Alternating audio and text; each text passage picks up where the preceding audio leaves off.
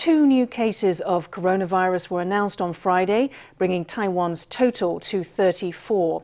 The new patients include a man who recently returned from Osaka, who may be the first person to have brought the virus from Japan to Taiwan.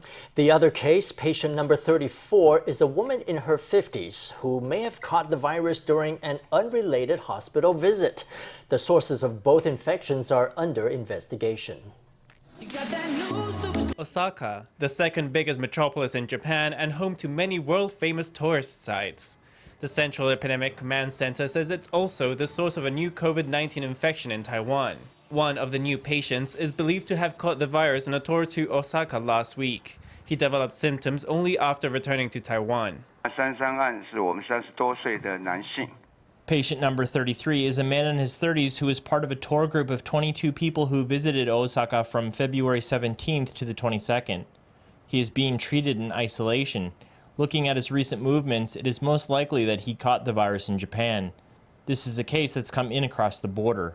Officials continue to investigate all those who may have been in contact with the patient, including family, friends, colleagues, and other tour group members. Meanwhile, a woman in her 50s resident in Northern Taiwan has also been diagnosed with the infection. She has a history of chronic disease. On February 14th, she was admitted to the hospital with low blood sugar and whole body fatigue. Her treatment began on February 14th. She hasn't been abroad recently, so we believe she caught the virus within Taiwan. She may have caught it in the local community or in the hospital. Regarding the hospital possibility, of course, we'll start by conducting tests on the rooms involved and on the healthcare staff. The new cases bring Taiwan's count to 34. 9 of those people have already recovered and left the hospital. Officials announced on Friday that the standards for patients to be discharged would be raised. Until now, 2 negative tests had been enough. That will go up to 3. The aim is to stop any patients relapsing after being released.